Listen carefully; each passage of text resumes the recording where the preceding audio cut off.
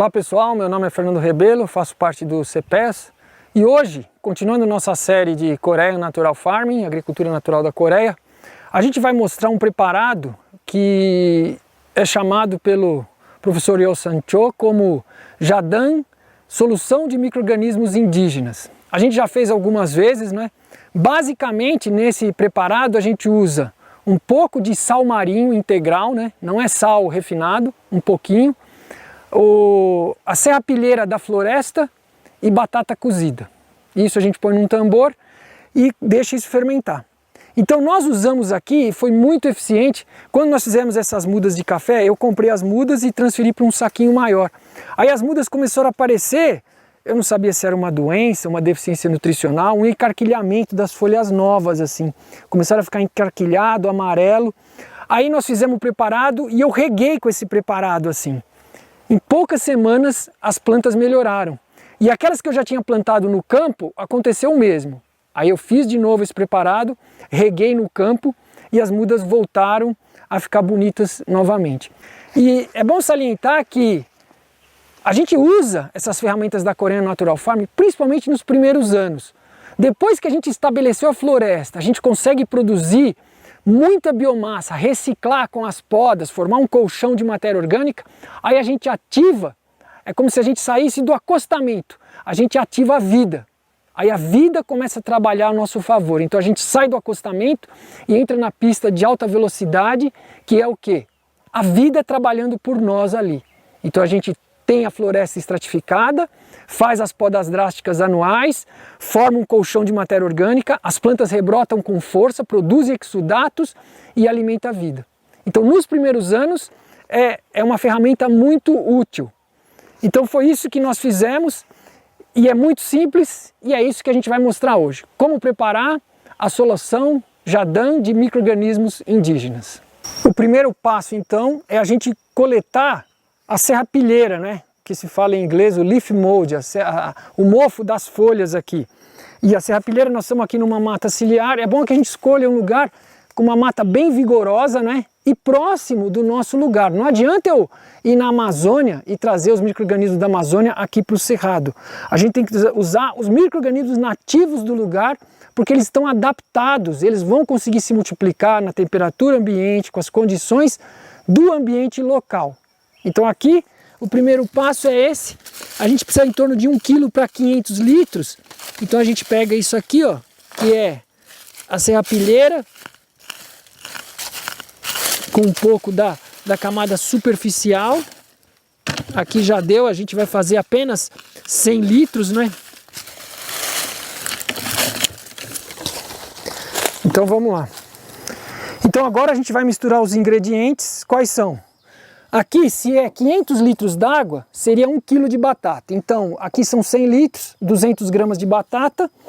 Esse voal você compra em loja de tecido e a gente amarra. É bom que você faça uma bolsa, uma costura, né? Aí pendura ele aqui. Aqui são 100 litros, então é bom também que tenha uma tampa que feche o recipiente e fica a pleno sol, porque a temperatura tem que ser acima de 18 graus. Se você está no inverno, a temperatura do local é menor que 18, você vai ter que colocar um aquecedor para manter no mínimo a 20 graus. Não tem problema ser 25, a temperatura ambiente, mas não pode ser menos que 18 graus. Porque senão a fermentação é muito lenta e não vai acontecer adequadamente. Aqui está a serrapilheira, nós colocamos uma pedra junto para ela afundar, porque é folha. A serrapilheira seria meio quilo para 500 litros. Então aqui nós colocamos 100 gramas para 100 litros. E colocamos uma pedra. A pedra é só para afundar ela. Então tá aqui. Agora o que a gente faz? Não esquecemos. 100 gramas de sal marinho. E agora a gente vai esmagar essas batatas cozidas aqui, ó, para liberar o amido aqui na solução.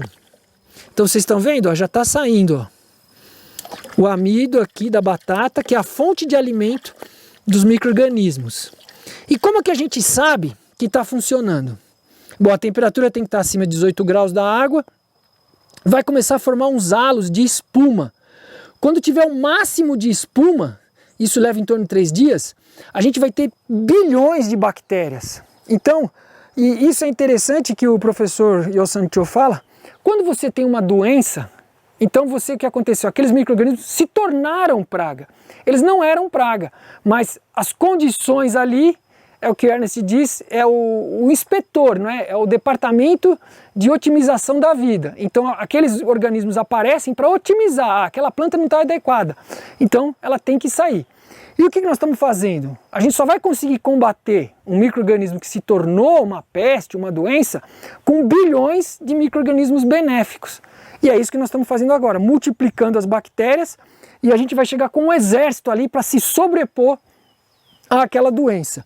Então a gente mexe bem aqui as batatas, ó, e a partir de amanhã vai começar a formar uma espuma aqui, né? E a mesma coisa com a serrapilheira, para liberar aqui. Por que põe num voal? Porque depois, quando a gente pegar essa água aqui, vai ficar fácil de colocar na bomba costal. Isso aqui, ó, nós vamos diluir 10 vezes agora para aplicar na nossa cultura. Nós podemos regar os nossos canteiros de hortaliça, regar as fruteiras, regar a entrelinha e pulverizar também. E é diluído 10 vezes. Então, se a gente pegar 1 litro disso aqui, nós vamos colocar em 9 litros de água. Se pegar 2 litros, vai colocar em 20 litros de água, né? 18 litros, para ser 20 litros. Aí diluiu 10 vezes. E agora mexe bem para dissolver o sal.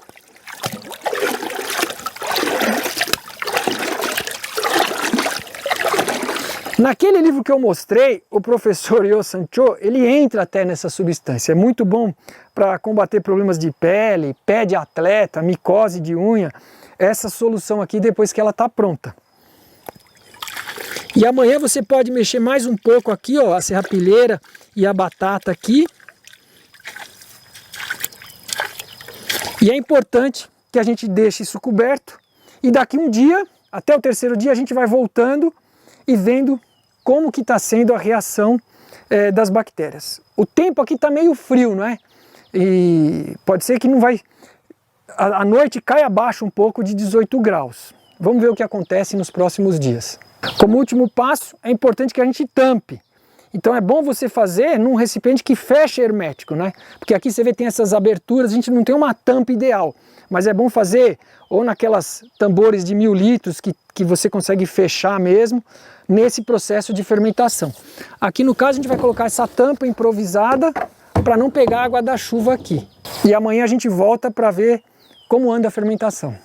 Uma coisa que também a gente pode fazer com esse preparado aqui, com a solução de micro-organismos indígenas, é você customizar ela para uma determinada cultura. Então se você planta tomate, berinjela, ou citros, ou morango, eu posso customizar assim, eu pego folhas do morangueiro, frutos, se eu vou fazer 500 litros, eu ponho 1 quilo de restos de morango, de folhas, porque aí você vai fazer com que se multiplique os micro-organismos que sabem lidar com o morango.